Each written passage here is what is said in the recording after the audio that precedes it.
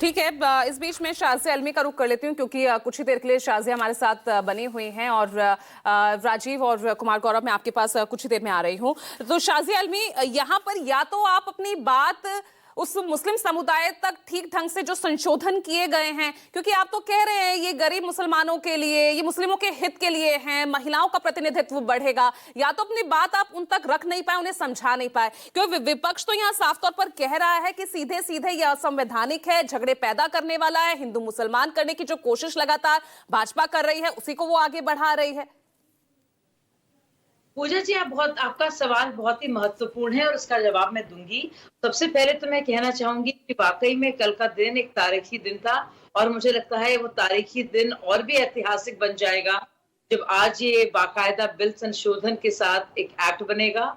और मुझे लगता है कि जो जो पूरा मकसद था वक्फ का, आखिरकार अब वो पूरा होगा। वक्फ, औकाफ, इंसाफ, गरीबों के लिए बेहतरी और उसका उत्थान, जिसके लिए बाकायदा एक बहुत ही बारीकी से एक रूपरेखा तैयार की गई है। लेकिन क्योंकि आपका सवाल बिल्कुल वाजिब है और आप कह रही है कि इस बात को कैसे हम लोग लेके जाए, क्योंकि हम कह रहे हैं लेकिन नियत पर सवाल उठाए जाते हैं। अब कोई अंतर्यामी तो है नहीं कि अंदर झांक के देखेगा कि नियत क्या है क्या नहीं है दिमागों के अंदर। मैं आपको बताऊं कि हर एक जगह पे और उर्दू में भी और हर एक भाषा में हम लोग वक्फ संशोधन बिल जो लेकर आए हैं उसकी क्या-क्या रूपरेखाएं हैं, क्लॉज दर क्लॉज, पैरा दर पैरा, और उसकी सारी जो महीन बातें हैं, बारीकियां हैं, उन सबको लेकर कि पहले क्या हालात थे, अब क्या है, अब क्या फर्क होगा, कैसे रजिस्ट्रेशन देख रेख को लेकर किसी भी तरह से कोई भी बद इंतजामी या भ्रष्टाचार नहीं बर्दाश्त की जाएगी, बल्कि उसके रास्ते भी खत्म कर दिए जाएंगे। कैसे पूरी पारदर्शिता के साथ काम होगा, कैसे कोई भी गैर मुस्लिम किसी भी धार्मिक या मजहब से जुड़ी हुई किसी भी प्रक्रिया या एक्टिविटी से उसका लेना देना नहीं होगा, लेकिन जो प्रबंधन होगा उसमें बहुत जरूरी है कि वो काम बिल्कुल ठीक से, कानूनी निगाह से भी, संवैधानिक दृष्टि से भी, और जो बाकी वाकिफ है उसके लिए, तो वक्फ हो, मुतवल्ली हो, वो सब मुसलमान ही हैं। संपत्तियों का जो देखरेख होगा, जो जो इसका मकसद है गरीबों का फायदा, पसमानदा का फायदा, महिलाओं का फायदा, जिनका जिक्र नहीं होता है। सोचिए 30 बोर्ड्स हैं पूजा जी पूरे देश में, सेंट्रल बोर्ड, 2 यूनियन टेरिटरीज के और बाकी। और आप उनसे अगर पूछ के भी देखेंगे कि भी कितने गरीबों का आपने फायदा किया है, मजलूमों का, जो वाकई में पूरी तरह से महदूद हैं, अलग थलग हैं, इनके पास जवाब नहीं है। अब जवाब मांगा भी जाएगा, भाई आपने इस पैसे का क्या किया, ये संपत्ति की ये वैल्यू है, इसका रजिस्ट्रेशन क्यों नहीं किया गया ठीक से, इसके जो आप ये औने पौने दाम में ये किराया लिया जा रहा है, ये जमीन की कीमत तो है बाकायदा करोड़ों की, बल्कि 50 करोड़ की, लेकिन आप इस पर रेंट क्यों लिया जा रहा है 2000 रुपए का? बाकी का पैसा कहाँ है? क्या अंदर से कोई पैसा दिया जा रहा है? कौन है इसके, कौन है वो प्राइवेट बिल्डर्स जो भी होंगे इसमें, चाहे वो बड़े बड़े पूंजीपति होंगे, व्यवसायी होंगे, जो भी होंगे, जवाब तो देना होगा।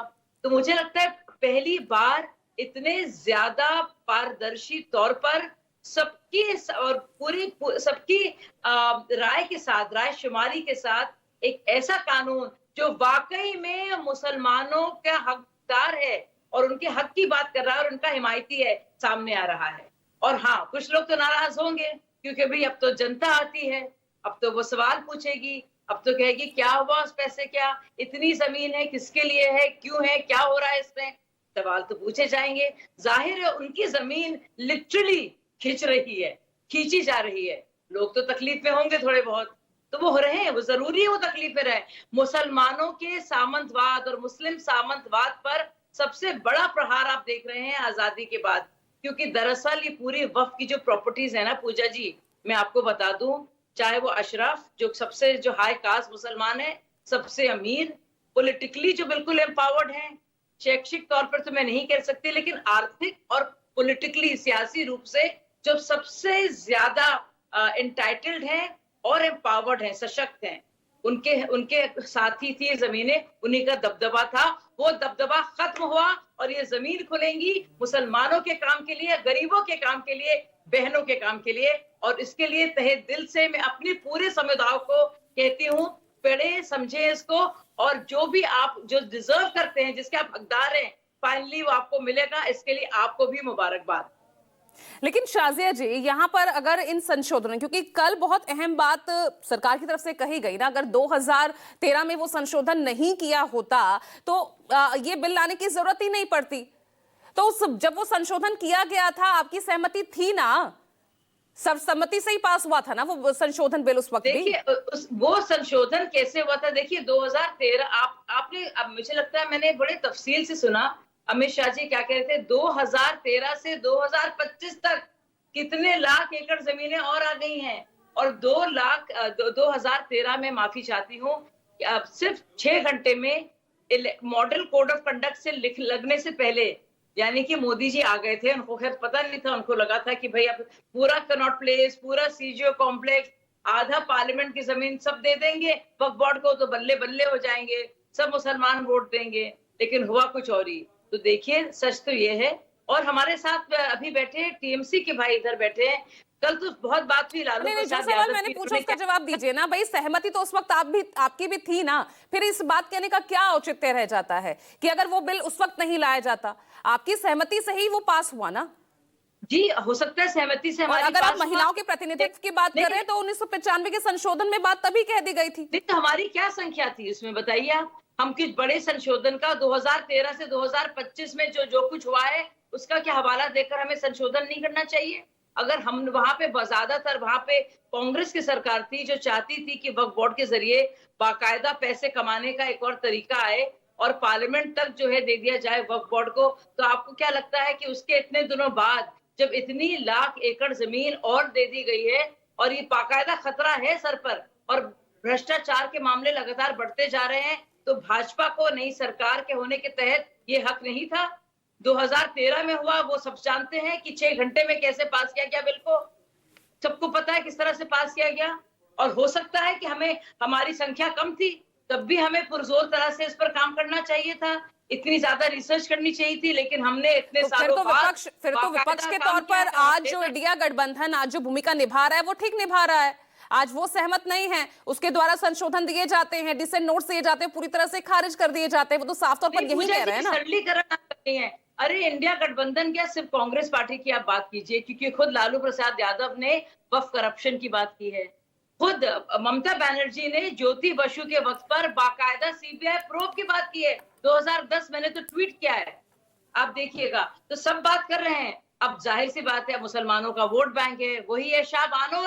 आप देखिए शाबानो 2.0 आप देख रही हैं, इसमें जो आप देख रही हैं वो ये है। अगर आप उस वक्त के भी हालात पढ़े, आप तो खैर पता नहीं थी कि नहीं, वो तुष्टीकरण देख रहे हैं तो आप ध्रुवीकरण की राजनीति कर रहे हैं, ये आरोप आप पर लग रहे हैं। आपने उसी एजेंडे को, हिंदुत्व के एजेंडे को आगे बढ़ाने की आप कोशिश कर रहे हैं। ध्रुवीकरण नहीं है ये कहना कि आपकी मस्जिदें छीन ली जाएंगी, आपके जो पूरा झूठ है। आपको लगता है कि नागरिकता छीन ली जाएगी, फिर मस्जिदें छीन ली जाएंगे, खानका छीन लिए जाएंगे, दरगाह छीन लिए जाएंगे, कब्रिस्तान छीन लिए जाएंगे। वो ध्रुवीकरण नहीं, वो और क्या है, उसको आप क्या नाम देंगी? नहीं शाहज़ा, बहुत सारे यहाँ पर सवाल उठ रहे हैं ना कि आप यहाँ पर वक्फ बोर्ड में नॉन मुस्लिम्स की आप एंट्री यहाँ पर कर रहे हैं। आपको यहाँ पर सवाल कई सारे उठ रहे हैं ना यहाँ पर कि भाई वक्फ बोर्ड में नॉन मुस्लिम्स की आप एंट्री, आप यहाँ पर गैर मुस्लिम्स की आप एंट्री कर रहे हैं, बाकी भी और भी बोर्ड्स हैं क्या वहां पर? अगर हम Vaishno Devi shrine board, Amarnath shrine board, अगर वहां की हम बात करते हैं तो जो प्रोसेस वहां पर है वही प्रोसेस यहाँ पर भी होना चाहिए। शायद पूजा जी आप और ऐसे में आंदोलन अब यहाँ पर छेड़ने की बात कर रहे हैं मुस्लिम समुदाय, मुस्लिम संगठन के लोग। पूजा जी अगर आप सुन लेती कल पार्लियामेंट की पूरी स्पीचेस को, और खासतौर से जो अहम स्पीचेस रही है किरण जी की और अमित शाह जी की, आप सारे के सारे यही सवालों के जवाब है उसमें बाकायदा कहा गया है कि जो कोई भी जो है मुसलमान, गैर मुसलमान किसी भी धार्मिक काम के लिए उसका काम काज नहीं होगा, प्रशासनिक काम के लिए। तो बोर्ड के अंदर जो प्रशासनिक बॉडी है, रेगुलेटरी बॉडी है, सरकार की तरफ से स्टैट्यूटरी बॉडी है, उसमें तो कोई भी हो सकता है। जितनी भी स्टैट्यूटरी बॉडीज है इंडिया में, आप देख लीजिए, आप देखिए कहीं पर भी ऐसा संविधान की तरफ से कहा गया है कि एक ही धर्म के लोग हो सकते हैं। संवैधानिक दृष्टि में तो सब बराबर है, और स्टैट्यूटरी बॉडी सरकारी दृष्टि से, कानूनी दृष्टि से, संवैधानिक दृष्टि से ही बनती है। आप बताइए देश में ऐसी कोई भी गवर्नमेंट स्टैट्यूटरी बॉडी है जिसमें कहा जा सकता है कि एक ही धर्म के लोग होंगे। और आप क्यों नहीं चाहते हैं कि उसी धर्म में जो पसमंदा है, क्या ये सच नहीं? हमें सुना अखिलेश यादव को कह रहे थे, अरे यहाँ पे भी कास्ट सिस्टम पैदा करना चाह रहे हैं। कास्ट सिस्टम है भाई, सब जानते हैं कि पूरे 14% मुसलमानों की अगर आप देखेंगे सेंसस के हिसाब से आबादी, तो ज्यादा उसमें 85% से ज्यादा मुसलमान जो हैं बैकवर्ड हैं। सब जानते हैं इस बात को, ये कोई सीक्रेट नहीं है। और इसी के हिसाब से वो जो है बात भी कर रहे हैं कि उनकी भी शुमारी और उनकी भी शिरकत होनी चाहिए हर एक चीज में। और वो कह रहे हैं, और आप पता कर लीजिए all India Muslim personal law board में कितने अशराफ हैं और कितने पसमंदा हैं, कितनी औरतें हैं, कितने गरीब मुसलमान हैं। एक वो भी तो लिस्ट दे देना, एक लिस्ट दे दे उन्होंने मुसलमानों के लिए क्या किया। चलिए हम मुसलमानों के खिलाफ हैं, आप तो मुसलमानों के हक में हैं। बताइए क्या किया मुसलमानों के लिए आपने इतने सालों से? क्या है आर्थिक दर्जा मुसलमानों का इस देश में? क्या है शैक्षिक दर्जा? 9 साल का वक्त तो आपके पास भी था ना, तो आपको भी तो अभी याद आई ना, आपके पास भी पूरा वक्त रहा ना शाज़िया इल्मी।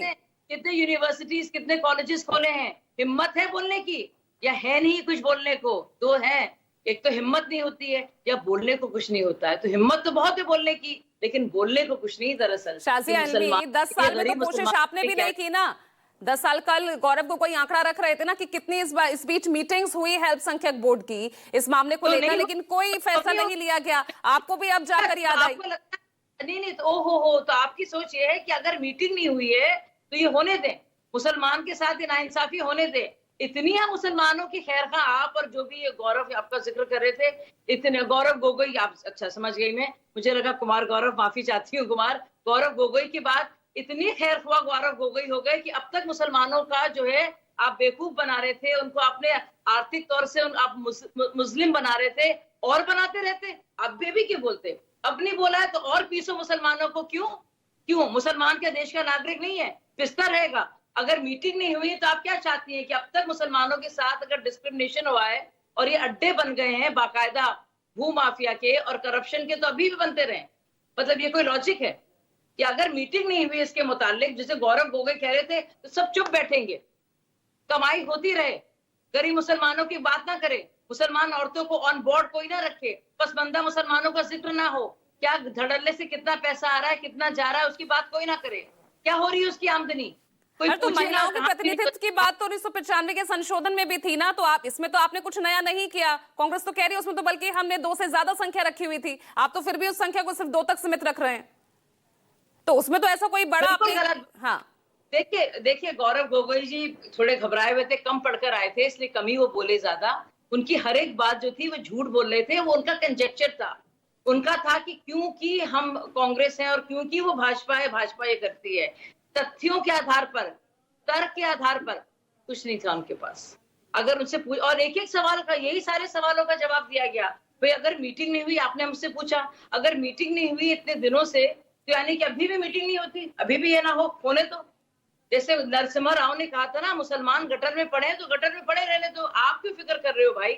तो हम भी फिक्र नहीं करते। वाह, तो मतलब इतनी हम तो बहुत से बयान आपके भी नेताओं के शाज़िया इल्मी सामने आए हैं ना, विधानसभा से बाहर फेंक देंगे सारे मुस्लिम विधायकों को। और अभी तो मुद्दा ये भी उठा है ना भाई, आपकी सरकार में कोई मुस्लिम मंत्री नहीं, कोई विधायक सांसद नहीं, आप उन्हें टिकट नहीं देते। बहुत कंफ्यूज जी, मैं बात कर रही हूँ शाहबानो मामले से लेकर ट्रिपल तलाक और अब तक मैं उसकी बात कर रही हूँ। ठीक है शाज़िया जी, ठीक है शाज़िया जी। एक बार राजीव, मैं